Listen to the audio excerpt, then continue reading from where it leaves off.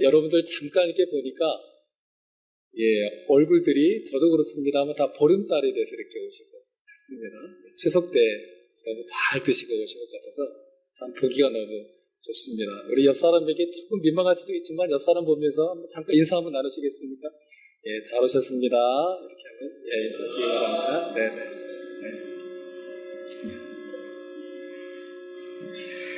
우리 말씀 나누기 전에 찬양 한 곡 같이 한번 예배의 어떤 의미를 잘 드러낸 찬양인 것 같습니다. 잘 아시는 찬양입니다. 갑자기 요구해서 죄송한데 247번입니다. 찬양곡 247번 예수 우리 왕이여 함께 찬양하겠습니다.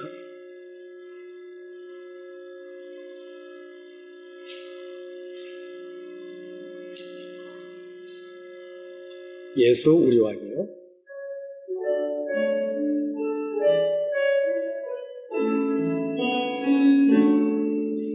예수 우리 왕이여 이곳에 오소서 이곳에 오소서 보좌로 주여 임하 찬양을 받아주소서 찬양을 받아주소서 주님을 찬양하오니 주님을 찬양하 주님을 경배하오니 주님을 경배하오니 왕이신 예수여 오셔서 자정하사 다스리 한 번 더 찬양합니다. 예수 우리 왕이여 예수 우리 왕이 이곳에 오소서 이곳에 오소서 보좌로 주여 임하사 찬양을 받아주소서 주님을 찬양하오니 주님을 경배하오니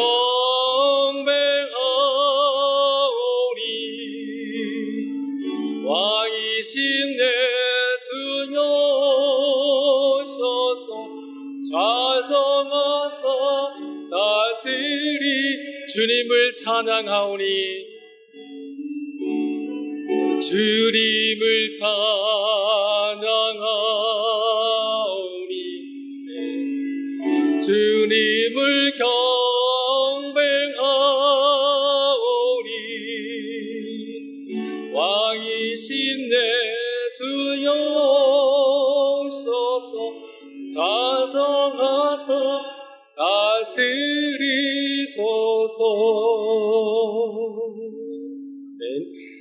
예배의 의미를 좀 아셨습니까?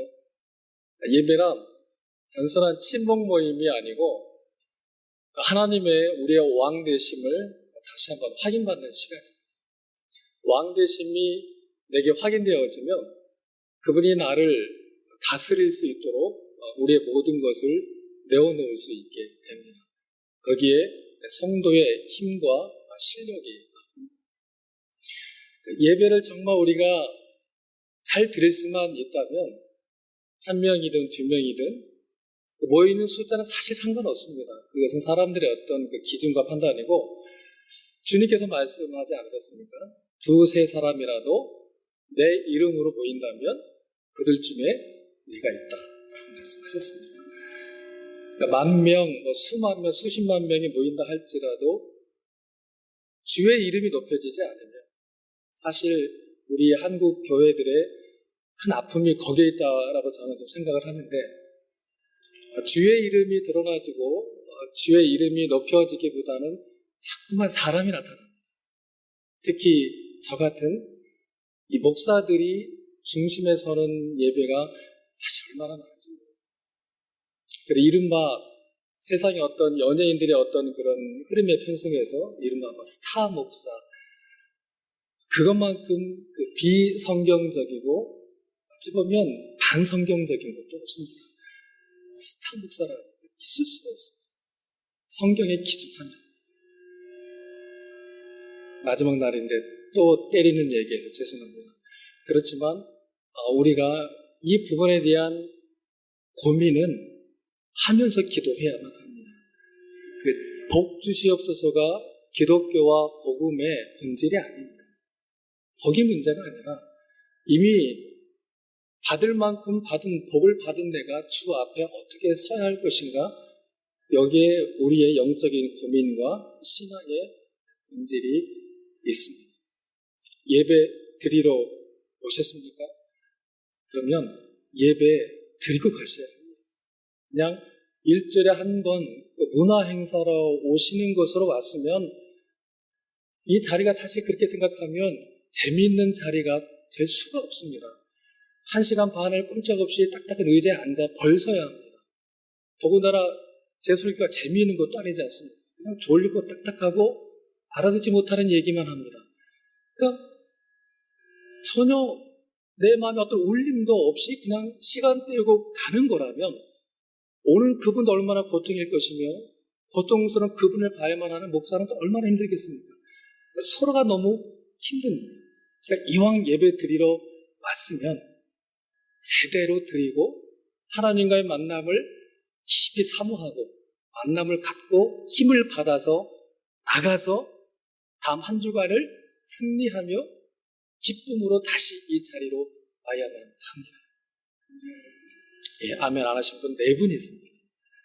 그분은 다음 주에는 꼭 아멘 하실 수 있기를 바랍니다. 오늘 에베소 1장 15절에서 19절 말씀을 가지고 성도를 위한 바울의 기도라는 제목으로 말씀을 전하겠습니다. 사실 이 에베소서뿐만이 아니고 성경의 다른 모든 그 책들도 이제 마찬가지겠습니다만 성경 한 단어, 한 구절, 한 문장은 그 문장 자체만으로 끝나지가 않습니다. 다른 모든 성경과 긴밀하게 연결되어 있고 또 그러하기 때문에 그 한 단어, 한 구절을 우리가 음미하고 씹으며 묵상하면 할수록 그 의미가 새롭게 계속 그 우물물처럼 이렇게 흘러나오게 되어 있습니다. 바울 서신 중에 특히 에베소서가 그렇습니다. 한 단어 한 구절이 상당히 깊은 의미를, 다양한 의미를 함축하고 있기 때문에 그 뜻을 다 이 캐치한다는 건 참 쉽지가 않습니다. 압축되어 있기 때문에 압축된 걸 이제 풀어내야 하는 작업이 필요합니다. 그 풀어낸 작업을 이제 저와 같은 이제 목사들이 하는 것이겠죠. 말의 애들로 이제 표현을 했는데 쉽게 말하면 오늘 설교도 재미는 없겠다라는 겁니다. 좀 딱딱합니다. 그렇지만 저도 성경에 대한 어떤 그 지식이 빈약하지만 빈약한 대로 여러분들에게 이 말씀이 제가 묵상한 뜻을 온전히 드러내고자 합니다. 겉핥기 식일 수밖에 없는 수준이겠지만 여러분에게 영적인 도움이 한 조각만이라도 되고픈 그런 마음에서 오늘 말씀을 같이 나누고자 합니다. 오늘 우리가 15절에서 19절 말씀까지 나눴는데 15절은 신자된 우리의 믿음의 어떤 본질에 대해서 두 가지를 제시하고 있고 16절에서 19절까지는 바울의 에베소 교인들을 향한 기도가 나오고 있는데 이것은 바울만의 기도가 아니라 성도라면 누구나 추구하고 갈급해야만 하는 기도의 어떤 중심을 드러내주고 있습니다. 많은 것을 그 기도의 중심으로 제시하고 있는데 저는 한 4가지 정도만 이렇게 생각해 보려고 합니다. 그런데 15절에서 바울은 누가 진정한 성도인가 성도의 특징에 대해서 언급을 하고 있습니다. 15절에 따르면 15절을 제가 같이 한번 볼까요? 시작. 이로 말미암아 주 예수 안에서 너희 믿음과 모든 성도를 향한 사랑을 나도 듣고 누가 진정한 성도인가? 이 15절에 따르면 성도란 주 예수 안에서 믿음을 품고 모든 성도를 향한 사랑을 드러내는 사람, 이렇게 정의 내리고 있습니다. 주 예수 안에서 믿음을 품는다는 것은 그 믿음이 주 예수 안에 서 있는 것을 말합니다. 주 예수 안에 서 있는 믿음이라고 하는 것은 빌립보서 3장에 따르면 오직 주 예수 그리스도만 자랑하고 육체를 신뢰하지 않는 겁니다. 다른 말로 하면 내게서 예수만 나타나고 나는 더 이상 나타나지 않는 것입니다. 따라서 우리가 믿음을 가지고 무슨 일을 한다고 할 때 그것이 우리 자신 어떤 잠재력이나 실력을 끄집어내는 방편이 돼서는 안 된다라는 겁니다.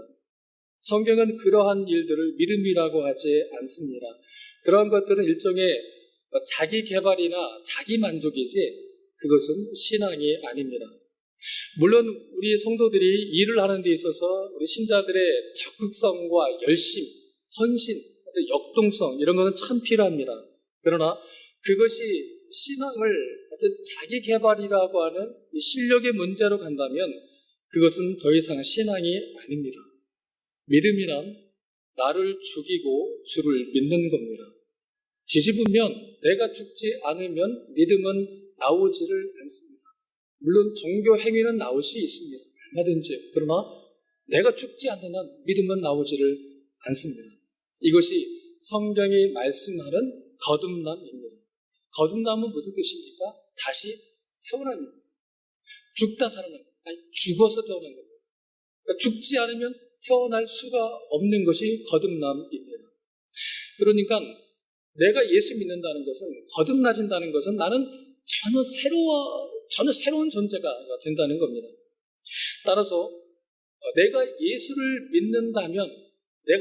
믿는다는 것은 기존에 내게 예수 믿기 이전에 내게 뭔가 덧붙여지거나 아니면 예수 믿기 전에 내가 어떤 행동을 했는데 예수 믿고 나서 그 행동을 안 하게 되었다. 그런 정도가 아니라는 겁니다. 예를 든다면 내가 예수 믿는다는 것은 술을 끊었다 정도가 아닙니다.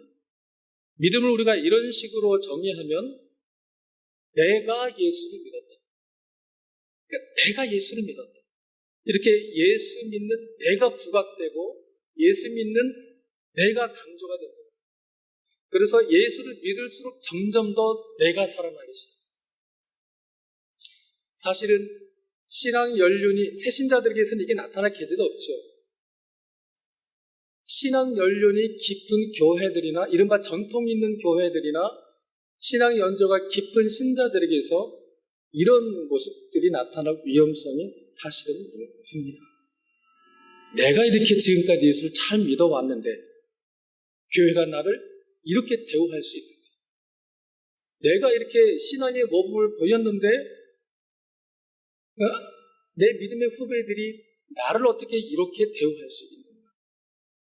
내가 교회를 위해서 이렇게 충성해 왔는데 내가 장로가 되지 않고 왜 저 사람이 장로가 될 수 있단 말인가? 이런 식으로 자꾸 예수를 믿어갈수록 신앙의 연조가 깊을수록 자꾸만 내 자아가 살아나게 됩니다. 참 우리가 조심해야 될 부분입니다. 여기서 더 나아가 바울이 이 믿음을 설명할 때 15절 뒷부분을 보면 모든 성도를 향한 사랑을 덧붙이고 있음을 우리가 보게 됩니다. 믿음은 내가 이웃을 사랑하는 데서 확인받게 된다는 겁니다. 믿음은 이웃을 사랑하고 그래서 그 이웃의 유익을 구하는 겁니다. 나의 유익을 구하는 것이 아닙니다. 그리고 이 사랑은 오직 주님이 나의 주인 되시고 또 그 주인의 종이 되었을 때만 나옵니다. 마태복음 22장 38절을 보면 예수님 이렇게 말씀하십니다. 하나님을 사랑하는 것이 크고 첫째 되는 계명이고 그와 같이 내 이웃을 네 몸과 같이 사랑하라 말씀하십니다. 이 말씀 무슨 뜻인가 하면 하나님을 사랑할 때만이 이웃을 사랑하는 것이 가능해진다는 겁니다. 결국 우리 믿음의 진정성은 내가 여전히 미워하는 사람을 가지고 있느냐 가지고 있지 않느냐로 확인받는다라는 말씀입니다. 내가 얼마나 열심히 헌신하고 봉사하고 불붙느냐로 내 믿음이 확인받는 것이 아니라 내가 더 이상은 미워하는 사람을 안 가지고 있느냐로 내 믿음이 확인받는 거예요. 그런 자체로 우리는 나는 열심을 내고 있다는 것으로, 내가 아주 열심을 내는 아주 불붙는 그런 뜨거움을 가지고 있다는 것으로 열심을 내지 않고 있는 사람과 비교하는 데서 내 믿음을 확인받고자 하는 그런 유혹을 받을 수밖에 없습니다. 저도 마찬가지예요.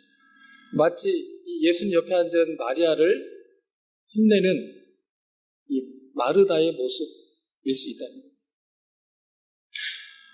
그러나 성경은 우리의 믿음은 그런 열심이나 내 몸을 불사는 데서 확인받는 것이 아니라 그 열심을 내지 않는 상대방에게 내가 어떤 마음을 가지느냐로 내 믿음이 평가될 것임을 분명하게 말씀을 하십니다. 상대방의 연약함에 대해서 내 안에 긍휼히 여기는 마음이 일어나고 있느냐, 아니면 그 연약함에 내가 불편해하며 불만하고 심지어는 정죄하는 마음을 가지고 있느냐로 그것으로 내 믿음, 현재 내 믿음의 진정성과 믿음의 깊이를 확인받게 된다라는 겁니다. 이건 아주 선명한 기준으로 제시되는 겁니다. 이어서 16절에서 19절 말씀은 이 바울 기도의 특징을 아주 분명하게 보여줍니다. 바울만의 기도가 아니고 우리 성도들이 평생 붙들어야 되는 기도의 중심입니다.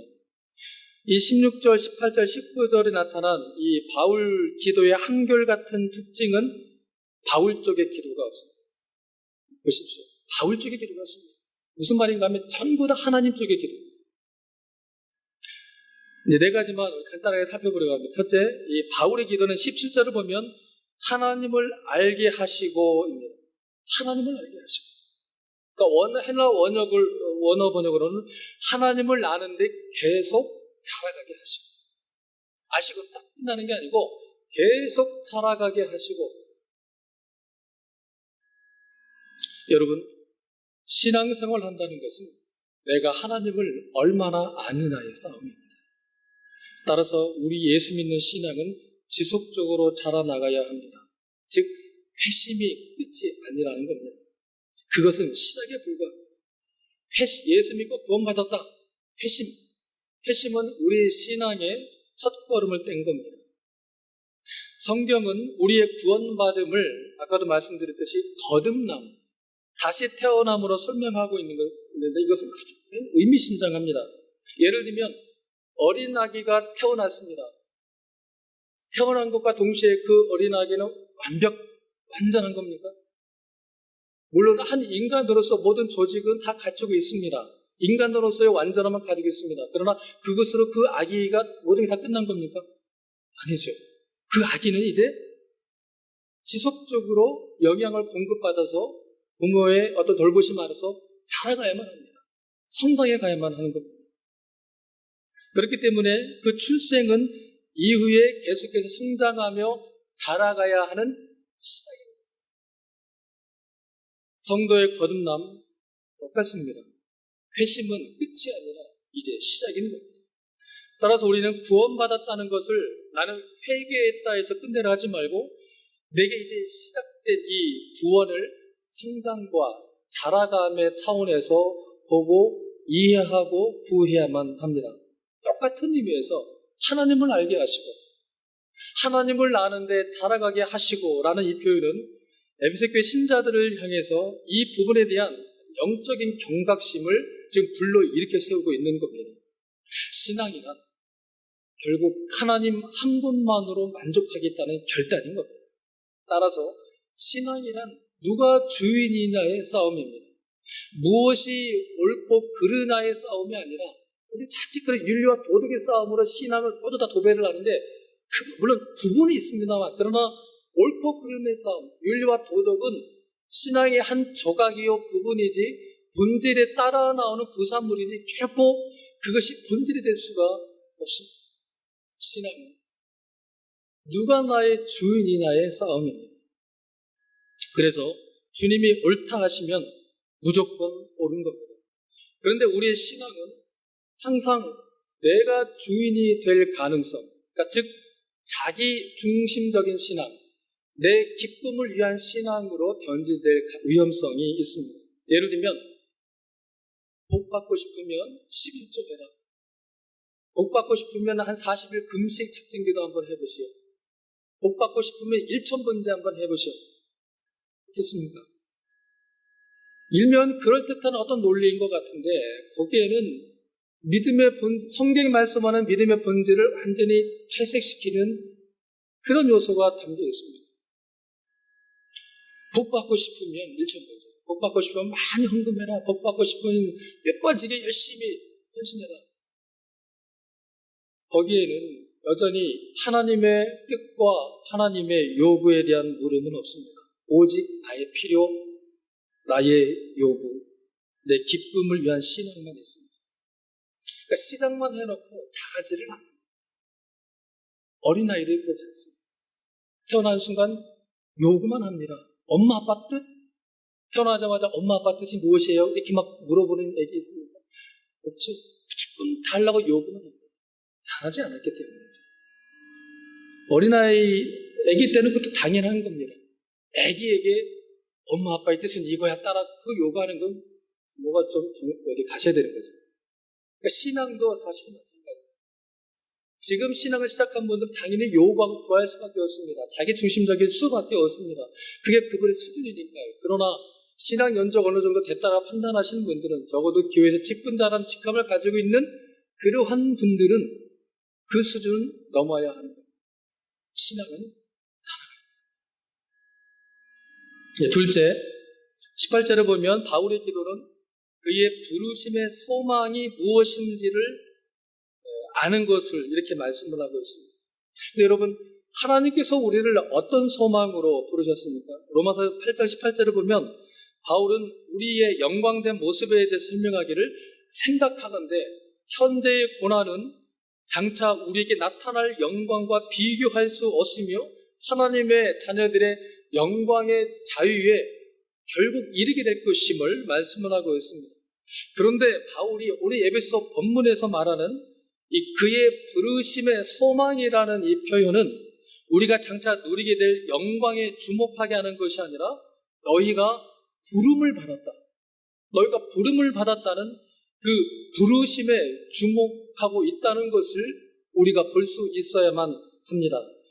여기서 우리가 초점해야 하는 것은 부르심의 소망, 그게 아니고 부르심의 소망, 부르심의 소망. 나는 예수를 믿는다 할 때 중요한 것은 누가 믿느냐가 아니라 누구를 믿느냐가 중요합니다. 성경이 언급하는 신앙이라는 말 속에는 내가 누구를 믿게 된 것이 내 쪽에서 시작된 것이 아니라 하나님께서 내게 일방적으로 시작하신 것임을 누누이 강조합니다. 신앙이란 내가 믿는 것이 먼저가 아니라 하나님께서 먼저 나를 부르시고 잡고 장악하시는 겁니다. 그것을 볼 수 있는 것이 신앙입니다. 따라서 우리는 이 부르심의 소망이라는 이 말씀에서 우리가 천국 가는 것, 황금길을 걷는 것, 면류관 쓰는 것, 그런 것도 있지만 그러나 그렇게만 생각하지 말고 부르심의 소망, 그 부르심에 내가 항복하고 있는가를 끊임없이 점검해 보아야만 합니다. 셋째로 바울의 기도는 성도 안에서 그 기업의 풍성함이 무엇인지를 알게 해달라는 겁니다. 바울은 신자된 우리가 이미 소유하고 있는, 우리에게 이미 소유되고 있는 그 기업의 영광의 풍성이 무엇인가를 알게 해달라고 기도하라고 도전하고 있습니다. 성경 우리에게 알게 하기 원하는 것들 중 매우 중요한 것은 우리 자신에 대한 깨우침. 너희가 전에는 어두움이더니 이제는 주 안에서 빛이라라는 우리 자신에 대한 깨우침과 동시에 그러한 우리가 빛이 된 우리가 어디를 향해서 걸어가고 있는가, 우리가 어떠한 결과로 부름받고 있는가를 동시적으로 알기를 요구하고 있다는 사실입니다. 말이 참 깁니다. 아직 이해는 되시는 것이죠. 저도 말하면서 내가 무슨 말 하는지 헷갈립니다. 우리는 이 사실을 놓치지 말아야만 합니다. 바로 여기서 우리는 기독교와 복음의 중요한 본질에 직면하게 되는데, 기독교와 복음은 본질적으로 그 근본상 내세지향적이라는 것. 즉 기독교와 복음은 땅을 목표하지 않고 하늘을 목표합니다. 이 부분에서 사실 풍요의 시대를 살아가고 있는 우리 교회들과 신자들이 직면하는 위험이 있습니다. 또 실제로 적자에 걸리는 것 같습니다. 현재 우리 많은 교회들의 신앙은 내세적이라기보다는 매우 현세적입니다. 말하자면 지금 잘 사는 것, 지금 성공하는 것, 지금 잘 되는 것, 지금 출세하는 것, 지금 행복해지는 것, 지금 즐기는 것 등 온통 이 지금에 우리의 신앙을 초점하고 있습니다. 먹고 살만하니까. 이제 우리가 즐기고 누릴 게 많아지다 보니까 나타나게 된 부작용입니다. 그러다 보니까 내세 누릴 것을 지금 현세에 달라는 신앙이 나타나고 있습니다. 그러나 여러분, 기독교는 본질적으로 내세지향적입니다. 현세적이 아닙니다. 땅을 목표하지 않습니다. 기독교와 복음은, 진정한 신앙은 오직 하늘과 영원을 목표합니다. 복음은 내세지향적. 그런데 이렇게 말할 때마다 우리 기독교가 세상으로부터 받고 있는 비판이 뭔가 하면, 기독교는 현실에 대한 책임과 현실에 대한 감각이 뒤떨어지거나 아예 없다라는 그러한 현실 도피적인 종교라는 그런 비판을 받습니다. 심지어는 민중의 아편이다라는, 현실에 대한 고통을 그냥 잊어버리게 하는 그런 어떤 말과 같은 거다, 이렇게까지 표현들을 합니다. 그러나 기독교 내세관은 결코 그러한 아편과 같은 현실 도피적인 내세관이 아닙니다. 그것은 기독교의 내세관을 전혀 잘못 이해한 겁니다. 기독교의 내세관은 결코 현실 도피적인 내세관이 아닙니다. 현실이라는 것은 오늘을 뜻합니다. 오늘이라는 현실은 내일이라는 목표와 기대가 없으면 지금 현실은 아무런 의미도 없고 그냥 없어지는 겁니다. 모든 오늘이라는 현실은 내일은 내가 무엇을 할 것인가, 내가 무엇을 목표로 살 것인가, 이런 내일에 대한 기대와 목표가 설정되지 않으면 오늘 현재를 어떻게 살 수가 없는 겁니다. 기독교 내세관은 내세라는 이름으로 현실을 마치 없는 듯이 현실을 잊고 살자는 것이 아니라, 어느 유명한 스님이 말했던 것처럼 물은 물이요 산은 산이로다, 이렇게 현실 도피적으로 살자는 것이 아니라 오히려 지금을, 이 현재를 어떻게 살 것인가를 내세관을 가지고, 즉 이 미래에 나에게 완성될 그 최종 목표를 가지고, 그 최종 목표를 근거로 해서 오늘을 어떻게 살 것인가를 생각하고 정하고 결정하고 인내하고 노력하는 근거로 삼자는 겁니다. 알아들으시면 아멘 하시고. 저도 좀 멍합니다. 항상 느끼는 거지만 여러분들 머리를 아프게 해서 죄송합니다. 사람이 내세와 영원의 관점을 잃어버리거나 무시해버리면 이 세상의 일들에 대해서 잘못 보게 되는 것은 정한 이치입니다. 만일 이 영원이라는 시각에서 우리 지금 현재의 삶을 우리가 규제하지 못한다라고 하면 언제나 예외 없이 내 삶과 이 세상은 문제가 발생하고 퇴보하게 되어 있습니다. 만약에 우리가 이 내세와 영원을 생각하지 않고 현세와 지금에만 집착하면 어떤 일이 벌어지게 될 것 같습니까? 영원이라는 게 어딨어? 내세가 어딨어? 현재만 있지? 현재만 충실하면 돼. 그렇게 이 지금과 현세에만 우리가 집착하게 되면 어떤 일이 벌어질 것 같습니까? 그만큼 내가 더 이 현실에 더 충실해지고 성실해지고 더 강해지고 또 막 서로를 더 위로해주고 더 잘해줄, 그럴 것 같습니까? 세상 사람들은 그렇게 생각을 합니다. 우리가 지금보다 더 많이 갖고 더 많이 소유하고 더 많이 누릴 수만 있다면 마음의 여유가 생겨서 그만큼 서로를 사랑하고 이 땅은 생나화될 것이다. 세상은 하나같이 방법은 다르지만 그런 목표를 가지고 달려가고들 있는 겁니다. 그런데 정말 그럴까 하는 것이죠. 성경은 결코 그럴 수 없다라고 말씀합니다. 그건 안 된다라고 말씀합니다. 오히려 반대입니다. 이 세상은 산 지옥입니다. 고린도전서 15장에서 바울이 이렇게 말씀합니다. 죽은 자가 다시 살아나지 못한다라고 하면 내일 죽을 터이니 오늘 먹고 마시자. 죽은 자가 다시 살아나지 못한다면 결국 내게 내세와 영원히 보장되지 못한다면 내일 죽을 거니까 그걸로 끝이 나니까 내 존재 끝이니까 오늘 열심히 먹고 마시자. 사람이 부활에 대한 소망이 없다면 내세에 대한 생각 없이 현실에만 집착하고 산다면 사람이 더 현실에 더 충실해지고 책임감 강해지고 성실하게 살 것 같다라는 착각은 세상의 이데올로기고 논리고 우리 결코 그것은 정말 착각일 수밖에 없음을 잘 아는 사람들입니다. 오히려 그 반대 현상이 일어날 수밖에 없음을 확인하는 사람들이 우리 교회와 신자들입니다. 내일 죽을 터이니 오늘 먹고 마시고 즐기자. 그러니까 점차 산 지옥이 돼요.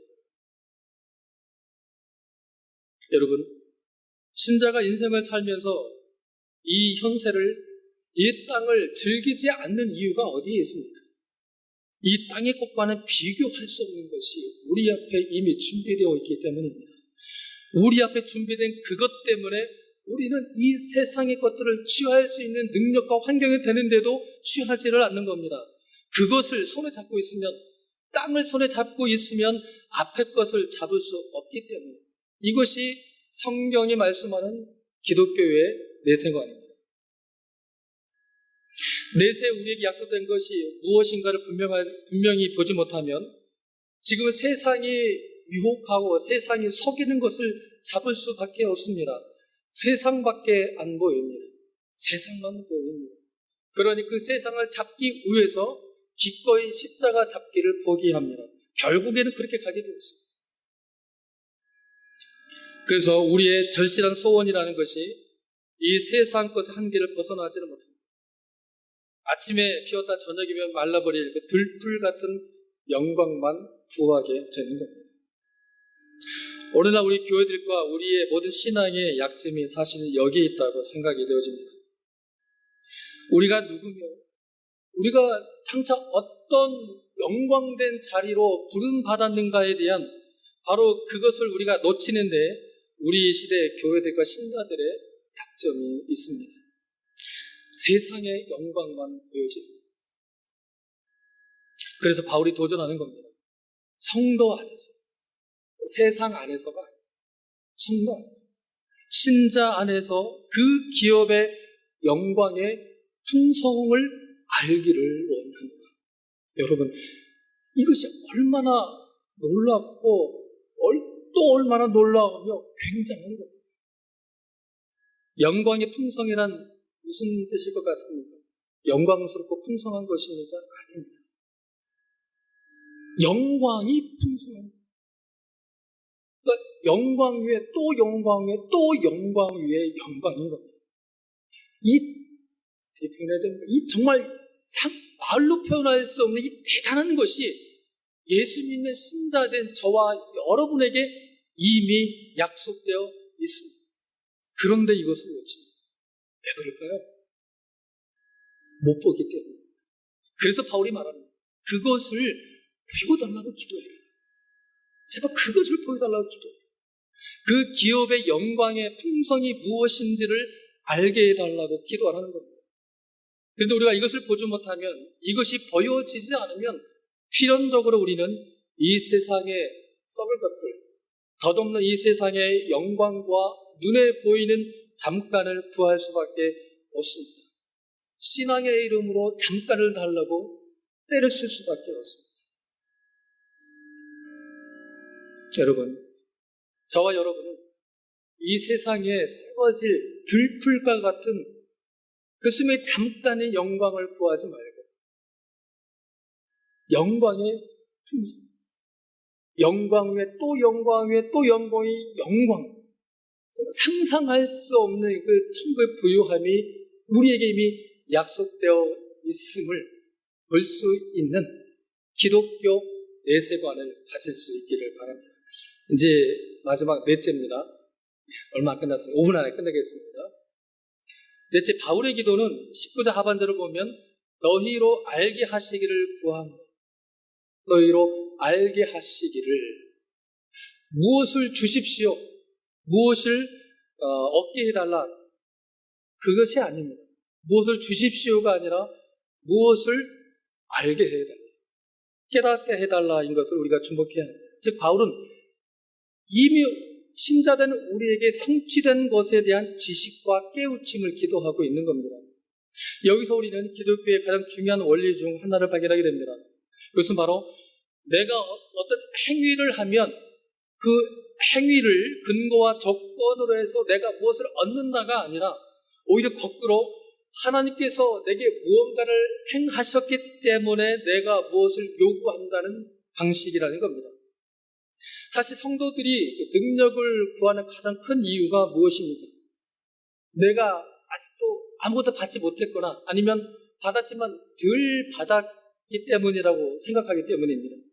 여러분, 내가 성도가 되었다는 것은 이전에 내가 갖지 못했던 것을 이제는 내가 가질 수 있는 방법을 가지게 되었다, 그런 뜻이 아닙니다. 거기서 기복주의 신학이 나옵니다. 성도됨의 시작은 이미 나에게 일어나고 발생된 것을 아는 데서 시작이 됩니다. 회심의 시작입니다. 회심이란 뭡니까? 이미 내게 하나님의 그 말로 다 할 수 있는 부유함이 내게 임했다는 것을 아는 데서 딱 회심이 시작이 됩니다. 이제 장차 받을 거야가 아니에요. 이미 받았음을 아는 것입니다. 따라서 바울의 모든 기도는 이 새로운 능력을 구하는 것이 아니라 하나님께서 이미 우리에게 역사하신 능력을 알기를 요구한다는 사실입니다. 우리가 어떤 능력을 가져야 한다, 혹은 하나님께서 내게 어떤 능력을 주기를 기뻐하시는가가 아니라 하나님께서 이미 우리에게 능력으로 역사하셨다는 겁니다. 바로 그 사실을 알기를 원한다고 바울은 우리에게 도전하고 있는 겁니다. 그러므로 믿음은 언제나 조건이 아닙니다. 믿을 만한 증거가 이미 우리에게 넉넉하게 있기 때문에 우리가 믿는 겁니다. 따라서 성경 구원에 대해서 우리가 무엇을 하면이라고 말씀하지 않고 언제나 우리에게 구원을 베푸셨다라고 말씀을 하는 겁니다. 조건이 아닙니다. 따라서 믿음이 무엇이냐라고 할 때 믿음이라는 단어는 이 주어의 강조점이 있는 것이 아니라 이 목적어의 강조점이 있는 단어입니다. 기독교에서 믿음이란 누구를 믿느냐의 문제지 누가 믿느냐는 그 다음의 문제입니다. 항상 믿음의 우선은 목적어입니다. 내가 예수를 믿었다가 아닙니다. 내가 예수를 믿었다. 따라서 기독교는 믿음의 종교라 할 때 언제나 모든 초점은 우리가 믿는 그분이 어떤 분이냐의 문제입니다. 그래서 우리 신앙이 좋다는 것은 내가 얼마나 열심을 내느냐, 얼마나 내 몸을 불사르느냐의 문제가 아니라 내가 그분을 얼마나 잘 아느냐의 문제입니다.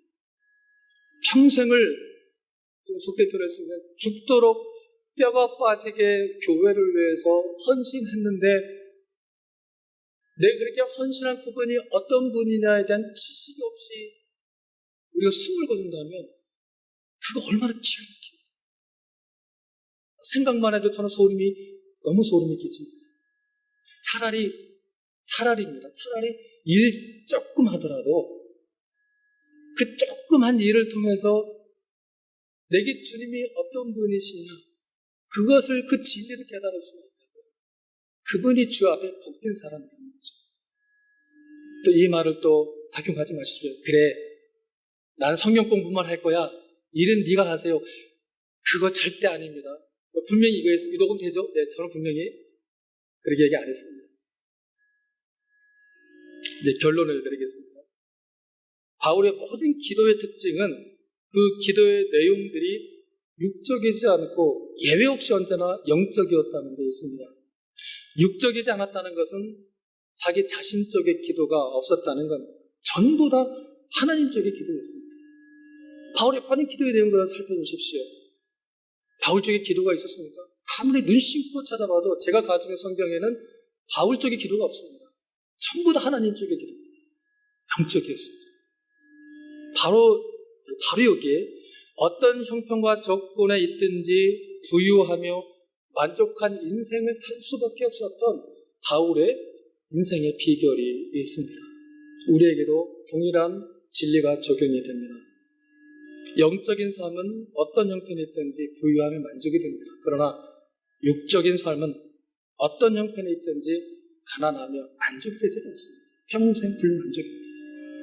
가지고 있느냐, 못 가지고 있느냐의 문제. 과연 내 믿음이 육적이냐, 영적이냐의 문제입니다. 내가 그렇게 40일 작정 금식 기도를 하고 있는데 기도의 분량이 문제겠습니다. 그 분량을 채우는 내용이 문제입니다. 400일을 금식 기도한다 할지라도 그 모든 기도가 육적인 내용으로 가득 찬 내적인 기도라면 하나님 힘드실 겁니다. 제 기도 그만하지 왜 자꾸. 그러나 내가 단 1분을 기도하더라도 그 기도가 내적인 기도가 아닌 하나님 쪽의 기도가 될 수 있습니다. 영적인 기도가 될 수 있습니다. 바로 그런 영적인 기도를 회복할 수 있는 저와 우리 하늘문 교회 모든 성도들 되시기를 주님